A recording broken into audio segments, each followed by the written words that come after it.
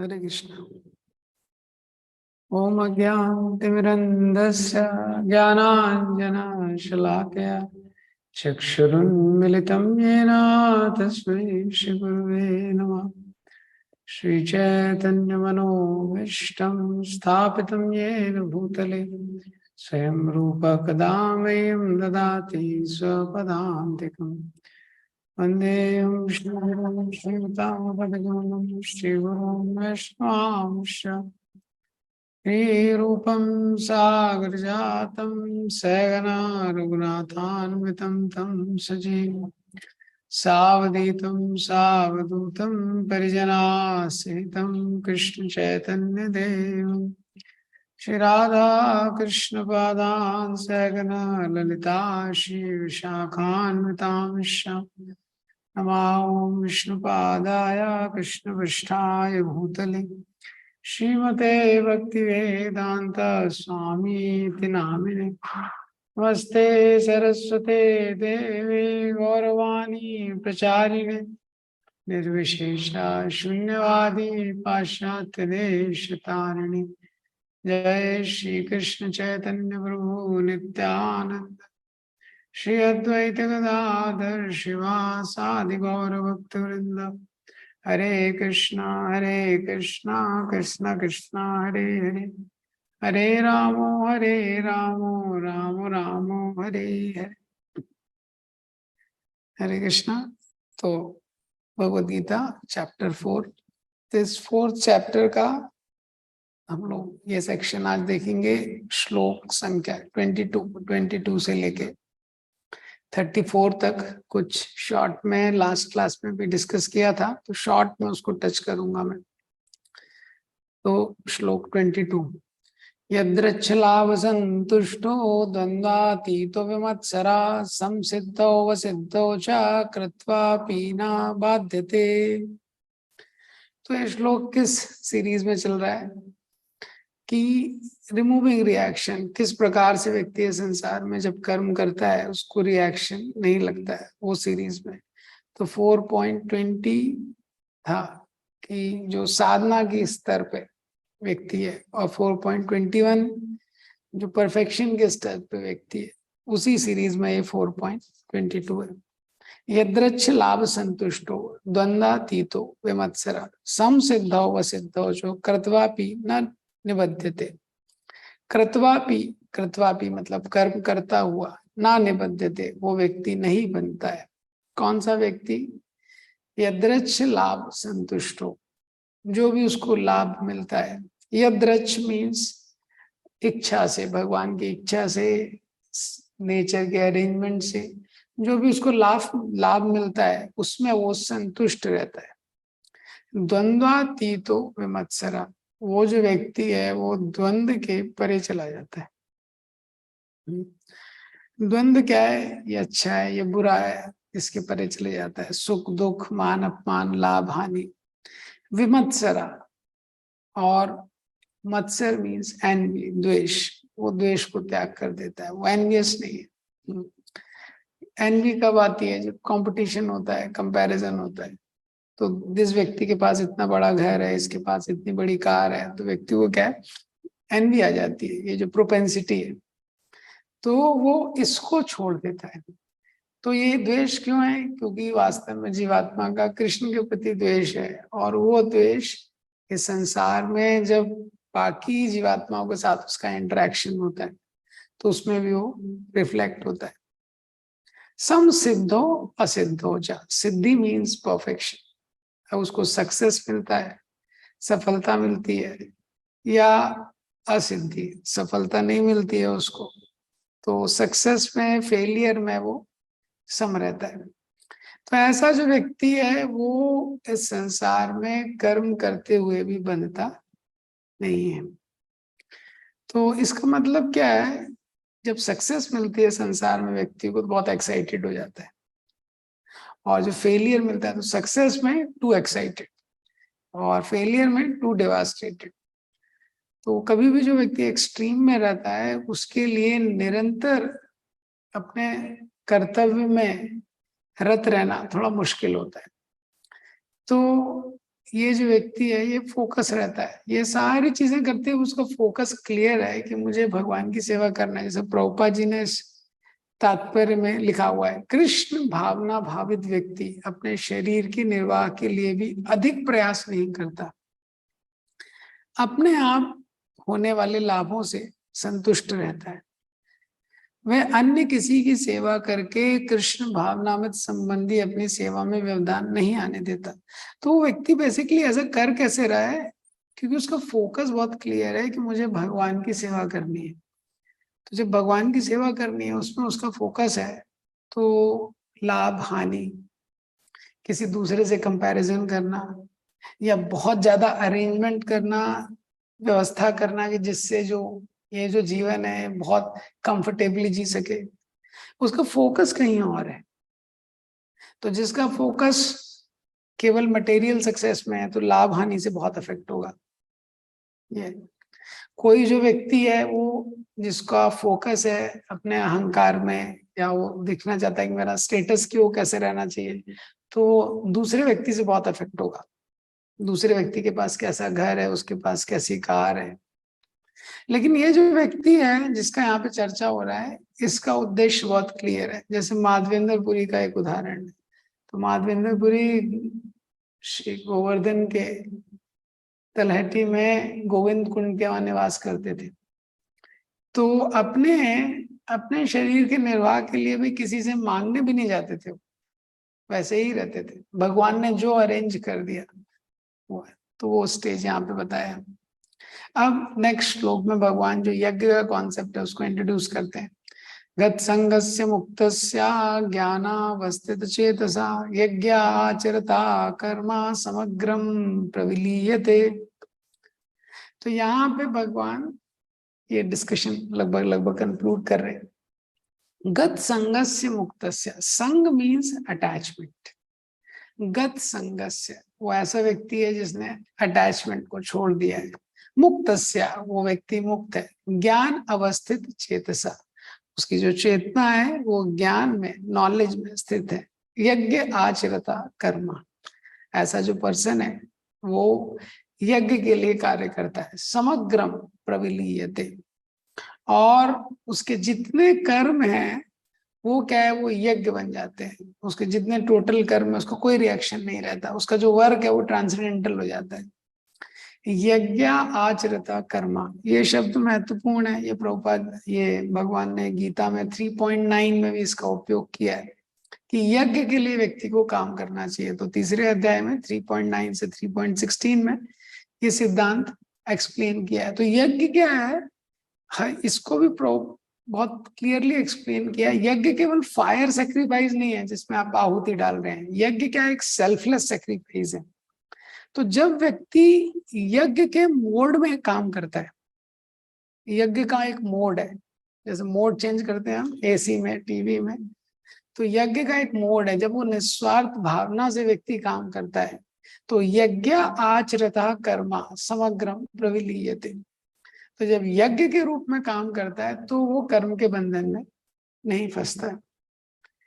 तो ये शॉर्ट में, ये हमने देखा था लास्ट टाइम भी, इसलिए उसको शॉर्ट में टच करके आगे वाले श्लोक पर डिस्कशन करेंगे। फिर जो 24th वर्स है इस सेक्शन का, जो कंक्लूडिंग वर्स है, ब्रह्म अर्पणम ब्रह्मवि ब्रह्मग्नो ब्रह्मनाहुतम ब्रह्मेव तेन गंतव्यम ब्रह्म कर्म समाधिना। तो ये श्लोक में हर जगह ब्रह्म ब्रह्म ब्रह्म बहुत जगह आ रहा है, ब्रह्म। तो ये ब्रह्म शब्द के बहुत सारे अर्थ हैं। एक ब्रह्म शब्द का क्या अर्थ है कि आध्यात्मिक, कहीं पे ब्रह्म का अर्थ है भगवान का धाम।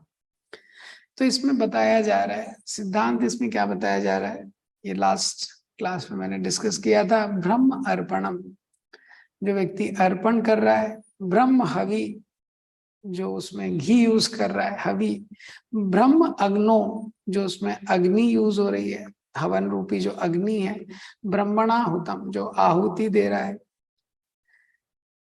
तो क्योंकि उसका उद्देश्य क्या है, उसका उद्देश्य स्पिरिचुअल है। और क्योंकि उसका उद्देश्य स्पिरिचुअल है, जो आहुति दे रहा है, जो घी यूज कर रहा है, जिस चम्मच से आहुति दे रहा है, वो सब कुछ स्पिरिचुअल हो जाता है। तो मैटर स्पिरिचुअल नहीं है, लेकिन मैटर को स्पिरिचुअलाइज किया जा सकता है। तो जब यज्ञ के रूप में व्यक्ति कर्म करता है, यज्ञ के रूप में मतलब यज्ञ मतलब भगवान की प्रसन्नता के लिए, भगवान की प्रसन्नता के लिए जब वो कर्म करता है तो वो कर्म उसको बांधता नहीं है। और इस श्लोक में बताया जा रहा है कि वो चीज क्या है, स्पिरिचुअलाइज हो जाती है। जैसे लास्ट टाइम मैंने बताया था कि प्रभुपाद जी एग्जाम्पल देते हैं माइक का, कि ये माइक है, स्टील से बना है, आयरन से बना है, प्लास्टिक से बना है, लेकिन उसी माइक का यूज अगर आप स्पिरिचुअल चीजें, उसमें अगर भगवत गीता भागवतम का प्रवचन हो रहा है तो मटेरियल होते ही हुए भी वो स्पिरिचुअल हो जाता है। तो मटेरियल और स्पिरिचुअल दो तरीके से इसकी चर्चा होती है, एक है कंपोजिशनल सेंस और एक है एप्लीकेशन के सेंस में। तो कंपोजिशन के सेंस में तो क्या है कि मटेरियल है, कोई माइक है वो मटेरियल है, कोई साउंड सिस्टम है वो मटेरियल है। लेकिन एप्लीकेशन मतलब किसके लिए यूज हो रहा है, किसके लिए वो यूज हो रहा है। तो अगर उसका यूज आध्यात्मिक चीजों के लिए हो रहा है तो वो स्पिरिचुअल हो जाता है। ये तो यही भगवान अर्जुन को यहाँ पे बता रहे हैं, एक्सप्लेन कर रहे हैं कि स्पिरिचुअल इन एप्लीकेशन। तो जब स्पिरिचुअल एप्लीकेशन के लिए किसी चीज को यूज करता है, यूज किया जाता है, तो matter is not spiritual but it can be spiritualise. जो मैटर है वो स्पिरिचुअल नहीं है, लेकिन उसको स्पिरिचुअलाइज किया जा सकता है। कैसे किया जा सकता है, जब यज्ञ की चेतना में हम काम करेंगे। यज्ञ की चेतना क्या है, यज्ञ मीन्स सेल्फलेस सेक्रीफाइस। तो भगवान की प्रसन्नता के लिए जब उसको हम करते हैं, प्रभुपाद जी ने उसको एकदम क्लियर वर्ड्स में लिखा है। तो 4.25 से लेके 4.29 तक अलग अलग प्रकार के यज्ञों के बारे में बताया गया है। ये बताने के बाद कि जो यज्ञ है उसकी चेतना में हमको काम करना चाहिए, तो अलग अलग तरह के यज्ञों के बारे में बताया गया है। दैवम एवा परे यज्ञम योगिना परि उपासते ब्रह्मग्नो परे यज्ञम यज्ञ ने उपजुवती। तो 4.25 में दो यज्ञ बताए गए हैं, ब्राह्मण का वर्शिप, डेमीगॉड का वर्शिप, देवताओं का पूजा, और जो इम्पर्सनलिस्ट रहते हैं, निर्विशेषवादी रहते हैं, ब्राह्मण का पूजा करते हैं। तो सैक्रिफाइस का बेसिक सिद्धांत क्या है कि जो हम अपने अपने सुख के लिए जिन वस्तुओं का उपयोग कर सकते थे, उन वस्तुओं का उपयोग हम अब भगवान की प्रसन्नता के लिए करना चाहते हैं। जैसे देवताओं के लिए कोई यज्ञ कर रहा है तो वो घी वो अपने खाने में लगा के, चपाती में लगा के वो अपने लिए भी उपयोग कर सकता था, लेकिन वो घी अभी वो यज्ञ में डाल रहा है। तो सैक्रिफाइस का मूलभूत सिद्धांत ये है कि वो जो वस्तुओं का, द्रव्यों का उपयोग अपनी इंद्रिय तृप्ति के लिए कर सकता था, उसका वो किसी हायर कॉज के लिए कर रहा है, तो वो सैक्रिफाइस है। तो 25 में देवताओं के यज्ञ के बारे में बताया है, इम्पर्सनल के यज्ञ के बारे में बताया है। इसी तरह 26 में ब्रह्मचारी और गृहस्थ के लिए यज्ञ बताया है। तो जो ब्रह्मचारी है, इंद्रिय संयम करके, वही इंद्रियों को वो अपने सुख के लिए उपयोग कर सकता था, पर वो उनका संयम करता है हर इंद्रिय का। जैसे श्रोत्र इंद्रिया का उदाहरण दिया है, कान के द्वारा वैदिक ध्वनियों को सुनता है, ये तो वो उसके लिए यज्ञ है। और जो गृहस्थ है, तो गृहस्थ अनलिमिटेड सेंस ग्रेटिफिकेशन, अनियंत्रित मतलब कितना भी इंद्रिय तृप्ति वो कर सकता है, तो उसको limited sense gratification, regulated sense gratification जब गृहस्थ करता है तो उसके लिए यज्ञ है। और जो ब्रह्मचारी है, जब वो सेंस कंट्रोल करता है, सेंस और माइंड कंट्रोल, तो वो उसके लिए यज्ञ है। इसी तरह 27 में पातंजलि योग, पातंजलि योग के बारे में बताया कि प्रयागात परागात्मा प्रत्यगात्मा, ये दो चीजें प्रभुपाद जी ने तात्पर्य में लिखी हैं। तो इसमें बताया है कि किस प्रकार से अष्टांग योग द्वारा पातंजलि योग का फॉलो करते हुए अब जो वायु को कैसे रेगुलेट करता है। और 28 श्लोक में 4 तरह के यज्ञ बताए हैं, द्रव्य यज्ञ, तपो यज्ञ, योग यज्ञ तथा परे स्वाध्याय ज्ञान यज्ञ यतया संशिता व्रता। अब ये सारे जो यज्ञ, इनमें बहुत सारे डिटेल है, लेकिन उसका बहुत सारे टेक्निकलिटीज इसमें लिखा नहीं है, तो प्रभुपाद जी ने भी उस पर ज्यादा जोर नहीं दिया है, तो उसमें इतने डिटेल में हम लोग जाएंगे नहीं। जैसे द्रव्य यज्ञ मतलब सैक्रिफाइस ऑफ पोजेशन, वो द्रव्य को सैक्रिफाइस कर रहा है। तपो यज्ञ मतलब तपस्या करना। योग यज्ञ अष्टांग योग करना, तथा परे ये लोग करते हैं। कुछ कुछ स्वाध्याय यज्ञ, कुछ लोग ग्रंथों का अध्ययन करते हैं, वो भी एक यज्ञ। तो ये सारे जो यज्ञ हैं, यतया संशिता व्रता, जो बुद्धिमान लोग हैं, संशिता मीन्स गंभीरता के साथ, स्ट्रिक्टनेस के साथ व्रता, व्रत लेके ये करते हैं। तो जब वो लोग ये कर रहे हैं, वो लोग एक्चुअली क्या कर रहे हैं, ये सारे यज्ञों के द्वारा बेसिकली व्यक्ति कनेक्ट होना चाहता है भगवान के साथ किसी ना किसी तरीके से, किसी हायर कॉज के साथ कनेक्ट होना चाहता है। तो ये इतने सारे सेक्रीफाइसेस दिए हुए हैं। प्रभुपाद जी भी अपने तात्पर्य में बताते हैं कि ये अलग अलग डिवीजन में फिट होते हैं, ये सारे जो सेक्रीफाइस है। तो हर व्यक्ति के लिए एक अपॉर्चुनिटी है ग्रो करने के लिए।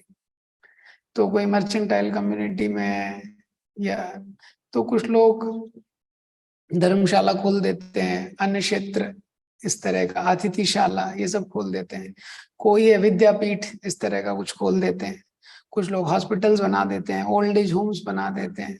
तो ये सब क्या है, द्रव्य, क्या द्रव्य में एक।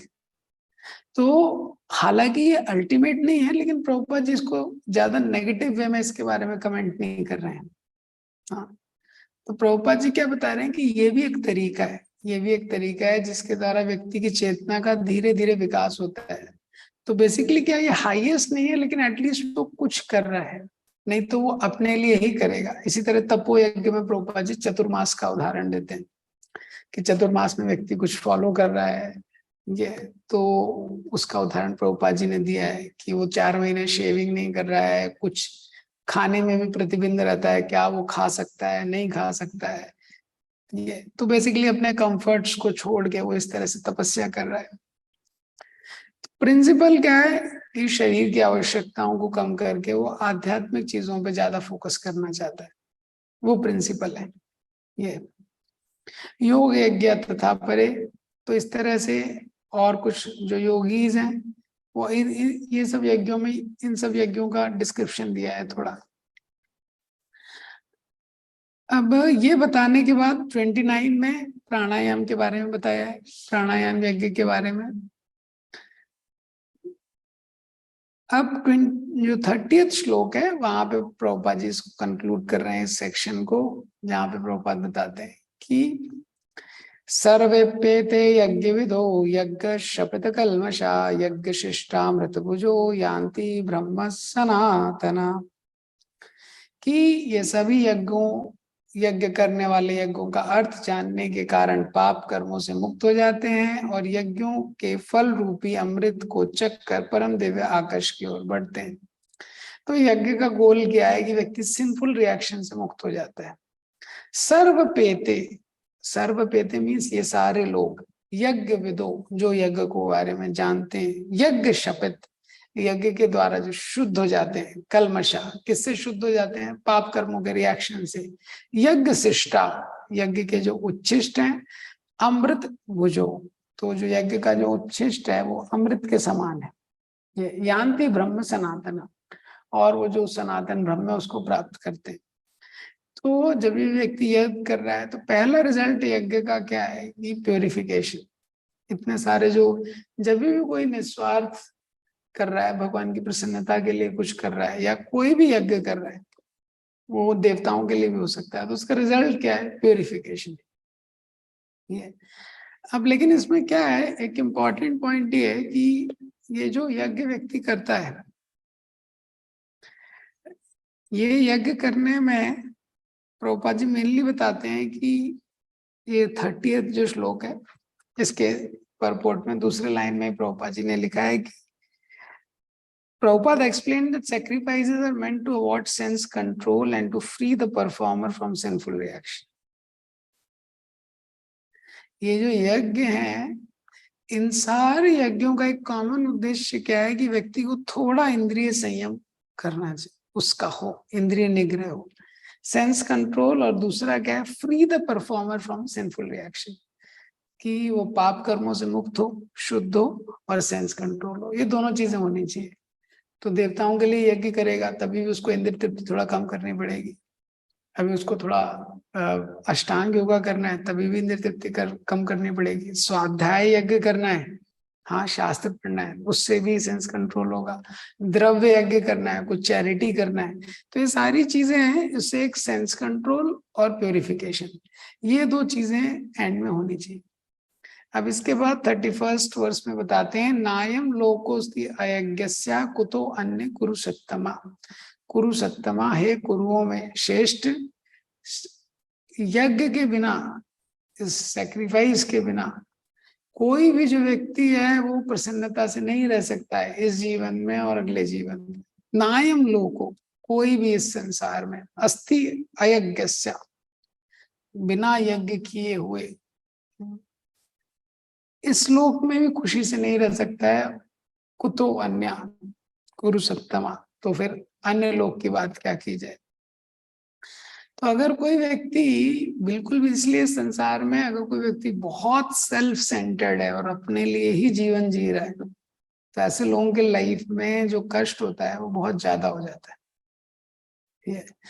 तो क्योंकि उनका अंडरस्टैंडिंग ऐसा रहता है कि जितना हम इंद्रिय तृप्ति करेंगे हम उतना खुश होंगे।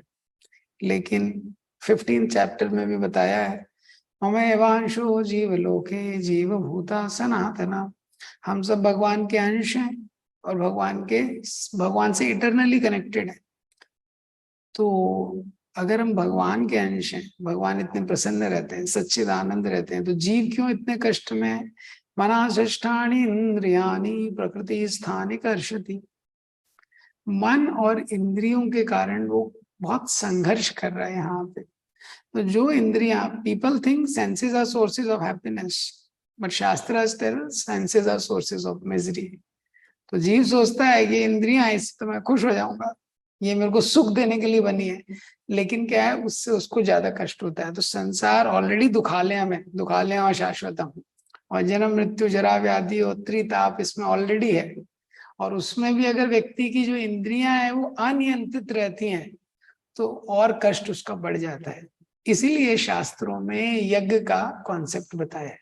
तो अगर कोई यज्ञ नहीं करता है तो इंद्रिय निग्रह नहीं होगा, तो इंद्रिय निग्रह बिल्कुल नहीं करेगा, इंद्रिय का सेंस कंट्रोल बिल्कुल नहीं करेगा, तो वो इस संसार में भी सुखी नहीं रहेगा। संसार में सुखी नहीं रहेगा, अच्छा कर्म नहीं होगा, तो नेक्स्ट संसार में भी सुखी नहीं रहेगा, यहाँ भी दुखी रहेगा और अगले जन्म में भी दुखी रहेगा। ये कॉन्सेप्ट है, ये यहाँ पे बताया गया है। तो ये कॉन्सेप्ट हमको समझना चाहिए, इसका बहुत साइंटिफिक रीजन है। तो जो व्यक्ति केवल अपनी प्रसन्नता के लिए, केवल इंद्रिय भोग के लिए जीवन जीता है, उनके आप देखिए, their hearts are empty, their lives are shallow, तो इतना दुखी रहते हैं वो लोग, और जीवन इतना खोखला रहता है उनका, मन में इतनी सारी इच्छाएं हैं। चेतन चंद्र उस पर आर्टिकल लिखा है, their hearts are filled with tears and minds are filled with desires and they are on the verge of tears and they say cheers, कि हार्ट में इतना सारा उनका फियर भरा हुआ है और मन में इतनी सारी इच्छाएं हैं, लेकिन फिर भी व्यक्ति उसको दिखाना नहीं चाहता है बाहर वाले को। तो कोई भी व्यक्ति सेल्फिश है, आप बाय डिफॉल्ट समझ लीजिए कि जितना वो सेल्फिश है वो इक्वल टू उतना दुखी है। जितना व्यक्ति स्वार्थी है इक्वल टू उतना ही वो दुखी है। ये क्लियर इसका सिद्धांत है ये। तो भगवान बोल रहे हैं वो इस संसार में भी हैप्पी नहीं रह सकता है। दूसरा संसार तो छोड़ दीजिए, जब तक व्यक्ति की सेवा की भावना उत्पन्न नहीं होगी। जैसे कुछ लोग होते हैं, कुछ लोग देश के लिए काम कर रहे हैं, तो कोई बोल सकता है देशभक्ति तो अल्टीमेट नहीं है, या कुछ लोग कुछ समाज सेवा कर रहे हैं, तो वो सही बात है, वो अल्टीमेट नहीं है, वो वास्तविक नहीं है, प्रभुपाद जी भी बोलते हैं। लेकिन क्या है कि एटलीस्ट वो कुछ कर रहा है, कुछ कर रहा है वो, एटलीस्ट अपने अपने केवल दायरे से निकल के कुछ कर रहा है। तो sacrifice means to give up something little for something great. कोई छोटी चीज हम छोड़ते हैं कुछ बड़ी चीज को प्राप्त करने के लिए, वो है। तो और best sacrifice of course Prabhupada ji हमेशा एक्सप्लेन करते हैं कि जब हम भगवान की प्रसन्नता के लिए करते हैं तो वो बेस्ट है ये। तो उसमें क्या है, इस जन्म में नेक्स्ट जन्म में हर जगह वो हैप्पी रहता है। तो प्रभुपाद जी ने इस तात्पर्य की लास्ट लाइन में भी यही लिखा है, किंतु सर्वश्रेष्ठ सुख वह है जिससे मनुष्य कृष्ण भावनामृत के अभ्यास द्वारा वैकुंठ जाकर प्राप्त करता है। अतः कृष्ण भावनामृत जीवन ही इस भौतिक जगत की समस्त समस्याओं का एकमात्र हल है।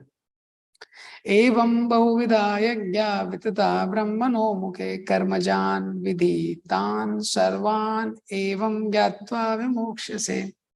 एवं बहुविधा यज्ञ, तो ये जो अलग अलग प्रकार के यज्ञ हैं, बहुविधा, इनके अलग अलग जो तरीके हैं। वितता, तो वितता ब्रह्मणो मुखे, ये वेद से आ रहे हैं, वेदों में इनके बारे में लिखा गया है। और ये सारे यज्ञ हैं, इसमें कुछ ना कुछ क्रिया है जो व्यक्ति को करना पड़ेगा, कुछ ना कुछ उसको तरीके से उसको करना पड़ेगा। तो देवताओं का यज्ञ है, उसमें कुछ अरेंजमेंट करना है। द्रव्य यज्ञ है, उसमें उसको कुछ करना है। स्वाध्याय यज्ञ, उसमें शास्त्र पढ़ना है उसको। तपो यज्ञ है, चतुर्मास है, तो उसमें उसको कुछ किसी चीज का पालन करना है। तो सब में कुछ ना कुछ कर्म है, और ये कर्म क्या, ये क्या है, वेदों में दिया गया है। तो जब कोई समझता है कि एवं ज्ञात्वा विमोक्ष से, जब यज्ञ के उद्देश्य को कोई पूरी तरह समझता है तो वो क्या है, मुक्त हो जाता है। तो इतने सारे यज्ञ दिए गए हैं, लेकिन पर्पस एक ही है, पर्पस अलग अलग नहीं है। यज्ञ इतने सारे इसलिए दिए हैं क्योंकि लिविंग एंटिटी का मेंटालिटी अलग अलग है। लेकिन क्या है, ये सारे यज्ञों का एक ही पर्पस है कि किस तरह से व्यक्ति शुद्ध हो, किस तरह से व्यक्ति शुद्ध हो और मटेरियल एग्जिस्टेंस से वो किस तरह से मुक्त हो सकता है। अब ये सारे यज्ञों के बारे में बताने के बाद भगवान बोलते हैं, श्रेयान द्रव्यमय यज्ञ ज्ञान यज्ञ परंतपा सर्वम कर्म अखिलम पार्था ज्ञाने परिसमाप्यते। श्रेयान मतलब श्रेय मीन्स बेटर, द्रव्यमय यज्ञ, जो द्रव्य का यज्ञ, द्रव्य यज्ञ मतलब कोई अगर अपना धन दे रहा है, कोई चैरिटी दे रहा है, कोई अन्न दे रहा है, गरीबों को कपड़े दे रहा है, इससे बेटर क्या है, ज्ञान यज्ञ परंतपा, सैक्रिफाइस ऑफ नॉलेज, ये इससे बेटर है। सर्व कर्म अखिलम, जितनी भी जो एक्टिविटीज हैं, जितने जो कर्म है, ज्ञाने परिसमाप्यते, परिसमाप्यते मतलब जो इनका कल्मिनेशन हो रहा है, जो एंड हो रहा है, किसमें होता है, ज्ञान। जो ज्ञान है वो हाईएस्ट है। वो ज्ञान क्या है कि हम भगवान के दास हैं, भगवान हमारे स्वामी हैं। सर्व कर्म अखिलम पार्था ज्ञाने परिसमाप्यते। तो भगवान ने इतने सारे यज्ञ बताए, अब उसके बाद भगवान बोल रहे हैं अगर हम कंपेयर करेंगे, हाँ, तो कुछ लोग हैं वो अपने, कुछ लोग धन दे रहे हैं, कुछ लोग पैसा दे रहे हैं, कुछ अपनी चीजें दे रहे हैं, कुछ लोग अन्न दे रहे हैं, कुछ लोग अपने अपनी स्थिति के हिसाब से कुछ ना कुछ यज्ञ कर रहे हैं। और कुछ लोग जो है अपनी जो इंटेलेक्चुअल फैकल्टी है, जो अपनी बुद्धि है, उसको लगा रहे हैं शास्त्रों को समझने में, क्या जीवन का उद्देश्य है। तो जो अपनी बुद्धि को लगा रहा है शास्त्रों को समझने में, वो बेटर है एक वे में। क्यों? क्योंकि जब तक व्यक्ति एजुकेट नहीं होगा कि जीवन का क्या उद्देश्य है, ये सारे काम करते रहता है, वो यज्ञ वगैरह भी करते रहता है, लेकिन उस अलग चेतना से करता है। लेकिन जब व्यक्ति को पता चलता है कि जब वो शास्त्रों को पढ़ता है, उसको थोड़ा समझने का प्रयास करता है कि मैं कौन हूँ, जीवन का उद्देश्य क्या है, तो वो अलग तरीके से सोचना शुरू करता है। वेदेश्च सर्वेर अहमेव वेद्यो।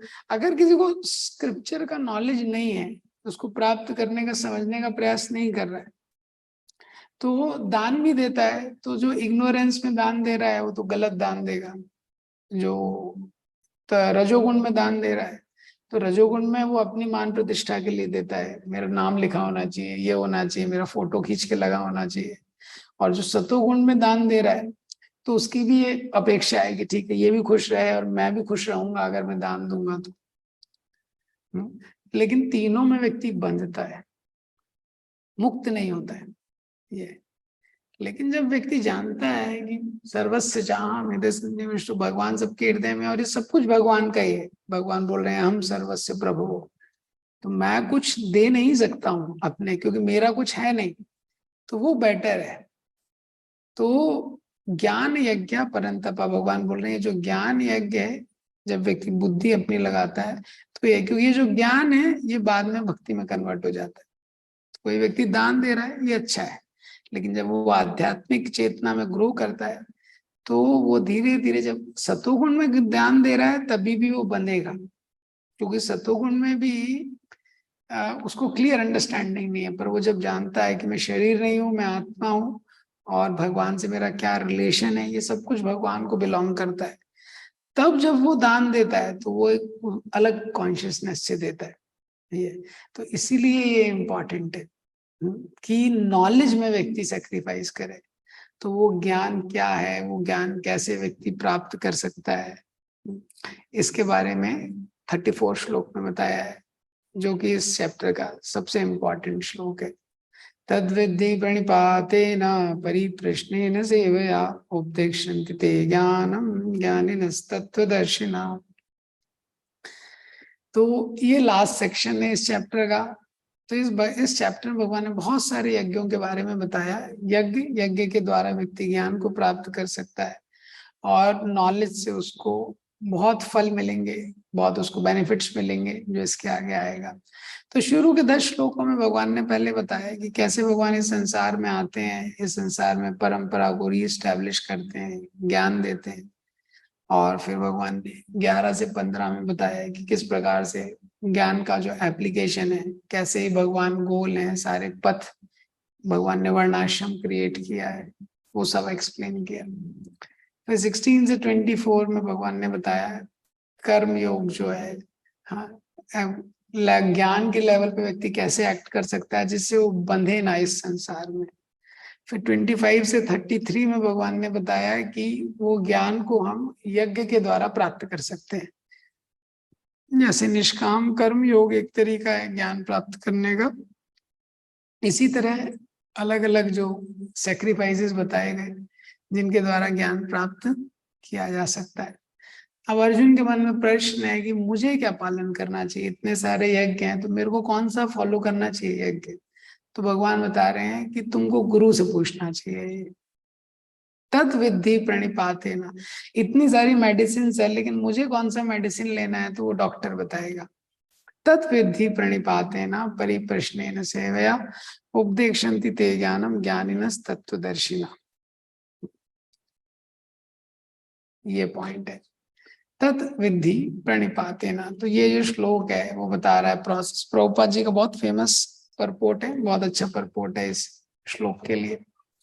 तत् विद्धि प्रणिपाते ना, तो व्यक्ति को अगर ज्ञान प्राप्त करना है तो सबसे पहले प्रणिपाते ना, उसको शरणागत होना पड़ेगा।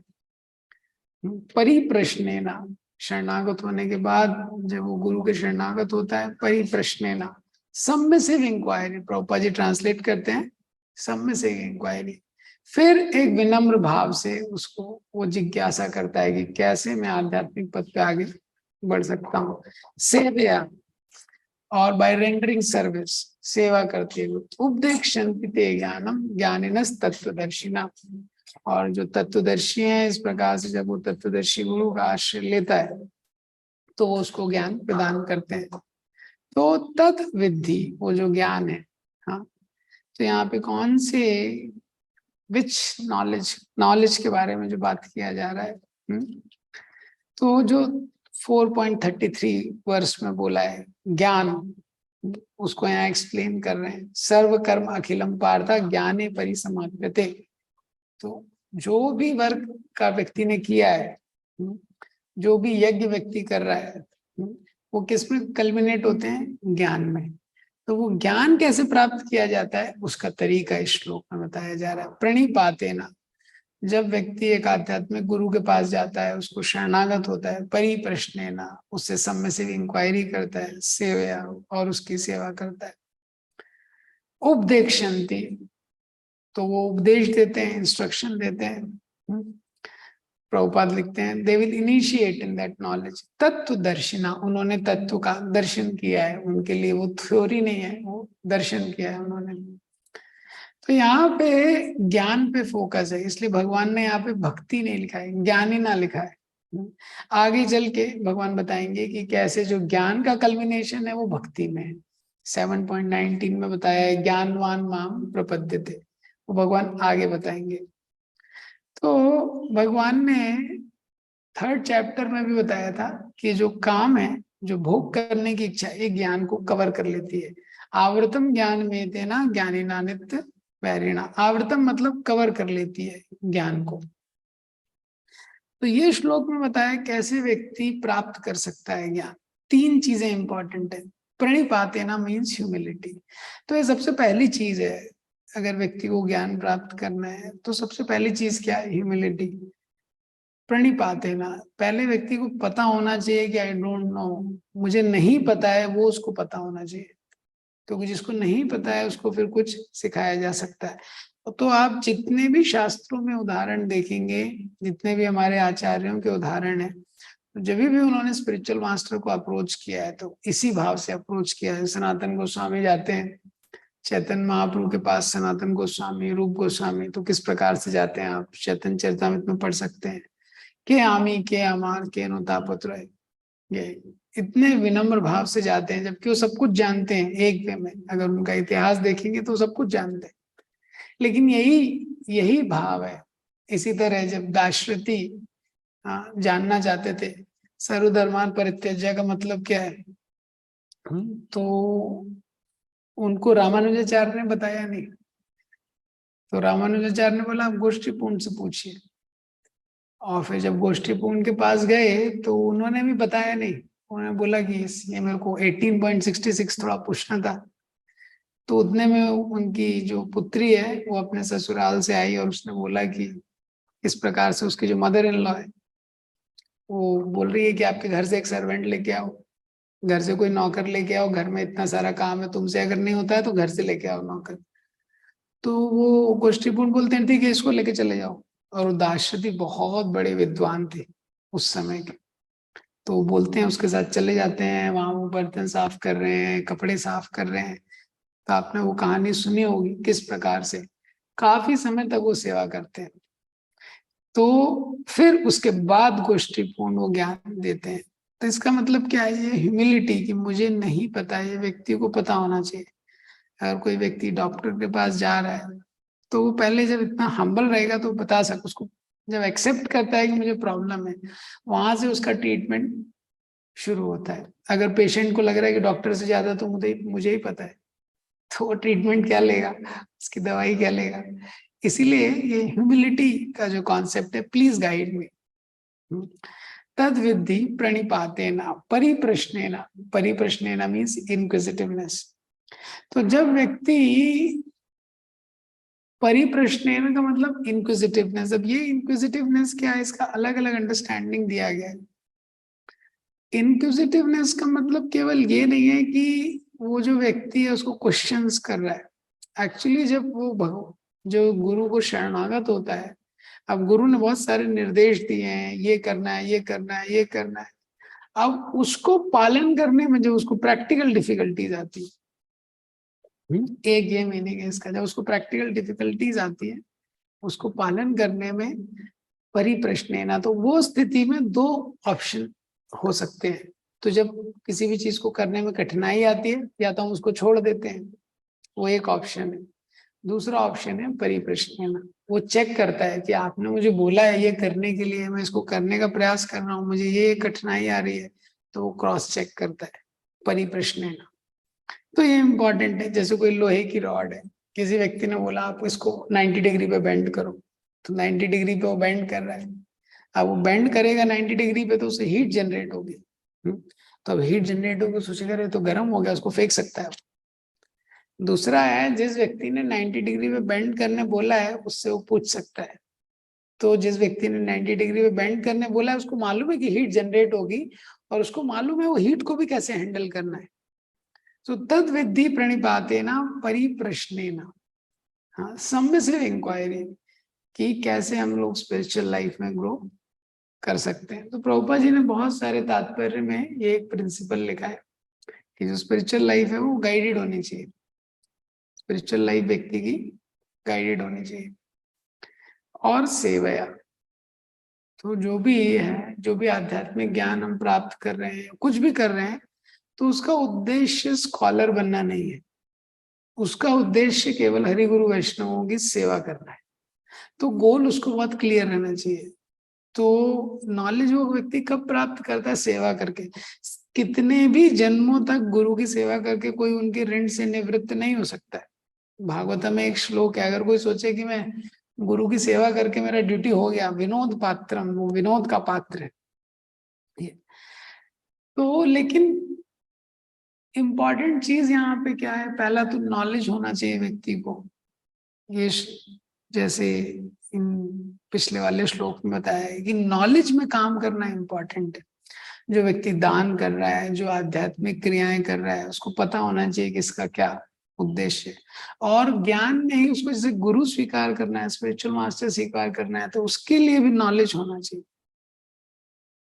क्योंकि अगर उसको नॉलेज नहीं है, हाँ, कि स्पिरिचुअल मास्टर का को, अब वो तो स्पिरिचुअल मास्टर के लेवल पे है नहीं, पर स्पिरिचुअल मास्टर भी डिसाइपल को चेक करता है, डिसाइपल को भी स्पिरिचुअल मास्टर को चूज करना है, और स्पिरिचुअल मास्टर भी डिसाइपल को चूज करता है। नहीं तो सेंटिमेंटल डिसीजन, क्विक डिसीजंस, हाँ, वो इतना हेल्दी नहीं होता है।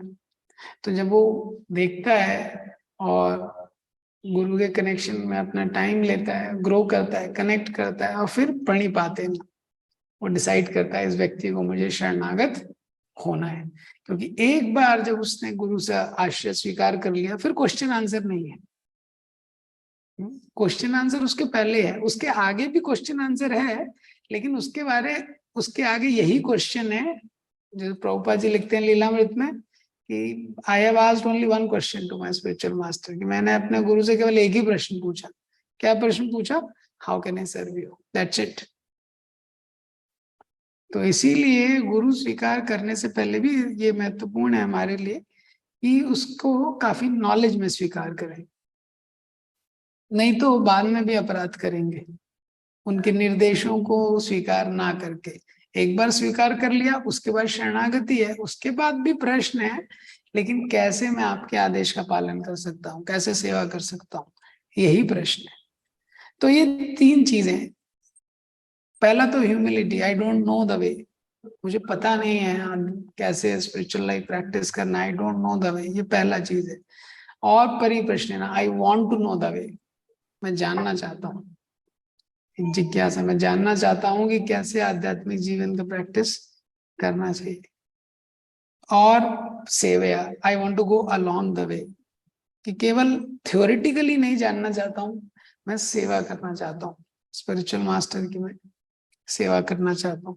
तो ये बहुत महत्वपूर्ण श्लोक है, और इसके में प्रभुपाद जी का जो तात्पर्य है बहुत ही गोल्डन परपोर्ट है। प्रभुपाद जी लिखते हैं पहले लाइन में, निसंदेह आत्म साक्षात्कार का मार्ग कठिन है, अतः भगवान का उपदेश है कि उन्हीं से प्रारंभ होने वाली परंपरा से प्रामाणिक गुरु की शरण ग्रहण की जाए। तो bonafide spiritual master, Prabhupada ji कई जगह लिखते हैं कि ब्रह्मो बोनाफाइड स्पिरिचुअल मास्टर का आश्रय लेना बहुत इंपॉर्टेंट है। तो प्रभुपाद जी ने पहली लाइन में लिखा है, the path of self realization is very very difficult. तो जनरली हम लोग बोलते हैं भक्ति तो बहुत इजी है परफॉर्म करने के लिए, तो भक्ति इजीएस्ट है जो स्पिरिचुअल पाथ से, जितने स्पिरिचुअल पाथ्स हैं उसमें भक्ति बहुत इजी है। लेकिन जितने भी स्पिरिचुअल पाथ्स हैं वो डिफिकल्ट होते ही हैं, दे आर जनरली डिफिकल्ट। हाँ, क्यों डिफिकल्ट होते हैं? तो जितने स्पिरिचुअल पाथ हैं उसमें भक्ति इजी है, लेकिन सारे ही स्पिरिचुअल पाथ में थोड़ा डिफिकल्टी होता है। डिफिकल्टी क्यों होता है? क्योंकि हमारे हृदय में अनर्थ है, और अनर्थों से हैंडल करना, वो जो अंदर के डीमन है उसको हैंडल करना आसान चीज नहीं है। इसीलिए हमको गुरु का आश्रय चाहिए। तो प्रभुपाद जी इसमें लिखते हैं कि मनोधर्म या शुष्क तर्क से सही पद प्राप्त नहीं हो सकता। मेंटल स्पेकुलेशंस और dry arguments can not help one two find the right path. हाँ, ना ही ज्ञान ग्रंथों के स्वतंत्र अध्ययन से ही कोई आध्यात्मिक जीवन में उन्नति कर सकता है, nor bye independent study of books and knowledge one can progress in spiritual life. इसका मतलब क्या है कि जब हम स्पिरिचुअल बुक्स पढ़ते हैं, कुछ करते हैं, तो ये हमको प्रिलिमिनरी नॉलेज मिलती है, तो हमको बुक को पढ़ना चाहिए। तो जब हम शास्त्रों को पढ़ते हैं तो हमको एक सही डायरेक्शन मिलता है। लेकिन जब उसमें आगे हमको बढ़ना है तो हमको एक गाइडेंस लगता है। तो वो प्रभुपाद जी पॉइंट क्लियर कर रहे हैं। अगर कोई सोचे कि केवल शास्त्रों को पढ़ के, या उसने कुछ शास्त्र के कुछ हम जैसे कोर्स करते हैं, इस्कॉन भक्ति वैभव होता है, भक्ति शास्त्री होता है, उसके आगे भक्ति सिद्धांत होता है, तो ये कोर्स करके भी हमको बहुत डायरेक्शन मिलेगा, लेकिन फिर भी हमको एक निर्देशन लगेगा स्पिरिचुअल मास्टर का। तो प्रभुपाद जी लिखते हैं, ज्ञान प्राप्ति के लिए उसे प्रामाणिक गुरु की शरण में जाना ही होगा। ऐसे गुरु को पूर्ण स्वीकार करके ही स्वीकार करना, पूर्ण समर्पण करके ही स्वीकार करना चाहिए, और अहंकार रहित दास की भांति गुरु की सेवा करनी चाहिए। स्वरूप सिद्ध गुरु की प्रसन्नता आध्यात्मिक जीवन में प्रगति का रहस्य है। जिज्ञासा और विनीत भाव के मेल से आध्यात्मिक ज्ञान प्राप्त होता है। बिना विनीत भाव तथा सेवा के विद्वान गुरु से की गई जिज्ञासाएं प्रभावपूर्ण नहीं होंगी। तो प्रभुपाद जी ने बहुत जगह प्रभुपाद जी ने पॉइंट लिखा है, success in spiritual life depends on satisfying the self realize spiritual master. Folio में भी डालेंगे तो बहुत जगह ये पॉइंट प्रभुपाद जी ने इसको मेंशन किया है। तो प्रभुपाद जी पॉइंट मेंशन करते हैं कि जो स्पिरिचुअल मास्टर है वो डिसाइपल को टेस्ट करता है कि डिसाइपल सीरियस है कि नहीं है, सीरियस सिंसियर है कि नहीं। तो अगर डिसाइपल सीरियस है, स्पिरिचुअल मास्टर उसको एक्सेप्ट करते हैं। जैसे इस्कॉन में 16 माला 4 नियम जब व्यक्ति बहुत समय तक करता है, ये कम से कम 1 साल करता है अच्छे से, हाँ, उसके बाद जिस गुरु के प्रति उसको श्रद्धा उत्पन्न होती है, फिर उससे दीक्षा लेने के लिए अप्लाई करता है। फिर जो आध्यात्मिक गुरु है उसको निर्देशन देता है ये, तो और वो भगवान से कनेक्ट करता है। परंपरा जो है ये, लेकिन ये हार्ट उसका कनेक्ट रहता है। तो परंपरा केवल लोगों का परंपरा नहीं है, वो 4th चैप्टर के शुरू में भी जो एक्सप्लेन किया गया है। तो गुरु का रोल क्या है? वो गुरु का रोल है कि भगवान से कनेक्ट करने में वो हमको हेल्प करता है। तो कोई व्यक्ति सोच सकता है कि मेरा भी तो भगवान से डायरेक्ट संबंध है, क्योंकि मैं भी भगवान का एक अंश हूँ, तो मुझे गुरु की क्या आवश्यकता है। हाँ, जिस कई लोग इस पे कमेंट करते हैं कि भगवान और मेरे बीच में कोई नहीं आना चाहिए। तो गुरु हमारे और भगवान के बीच में नहीं आते हैं। एक्चुअली हमारे और भगवान के बीच में जो जो प्रॉब्लम है उसको रिमूव करते हैं वो। हमारे और भगवान के बीच में जो अहंकार की दीवार है, जो अनर्थों की दीवार है, उसको वो दूर करते हैं। ये तो यही गुरु का काम है। तो जो गुरु होते हैं वो भगवान का आश्रय लेने में हमको मदद करते हैं। ये तो स्पिरिचुअल मास्टर हमको कनेक्ट करते हैं कृष्ण के साथ। ये तो गुरु का बहुत स्पेशल रोल है। So I don't know the way, I want to know the way and I want to go along the way. ये तीनों चीजें बहुत इंपॉर्टेंट है स्पिरिचुअल लाइफ में, स्पिरिचुअल नॉलेज को रिसीव करने के लिए। पहला कि व्यक्ति में एक ये अंडरस्टैंडिंग कि मुझे नहीं पता है, थ्योरी हो सकता है मुझे पता है, लेकिन वास्तव में भगवान का शरण कैसे लेना है ये मुझे पता नहीं है, और मेरी इच्छा है, मैं उसको जानना चाहता हूँ, और वो जानने के बाद मैं स्पिरिचुअल मास्टर की जो सर्विस है वो करना चाहता हूँ। तो जो स्पिरिचुअल मास्टर है वो हमको इस भौतिक संसार से निकलने का तरीका बताते हैं, जो कि बहुत महत्वपूर्ण जीव के लिए, क्योंकि जो जीव इस संसार में दुखालयम अशाश्वतम, और इस संसार में उसको बहुत कष्ट हो रहा है। अब ये संसार से निकलने के लिए उसको चाबी चाहिए कि कैसे मैं इस संसार से निकल सकता हूँ। इसलिए इस संसार को दुर्ग बोला गया है, जेल से इसका कंपैरिजन किया गया है। तो ये संसार से निकलने के लिए तो जो गुरु है उसको मार्गदर्शन देते हैं। इसलिए स्पिरिचुअल मास्टर का जो रोल है वो बहुत इम्पोर्टेंट है। तो ये पिछले श्लोक में बताया कि जितने यज्ञ हैं उसमें ज्ञान में कल्मिनेट होते हैं। वो ज्ञान कैसे प्राप्त करना है वो 4.34 में बताया, और 4.35 से आगे अभी बताएंगे कि ज्ञान प्राप्त जिसको हो जाता है, what is the glories of transcendental knowledge. तो ज्ञान प्राप्त होने के बाद आगे के लक्षण क्या है। तो अभी किसी को कोई प्रश्न है? तो ले सकते हैं।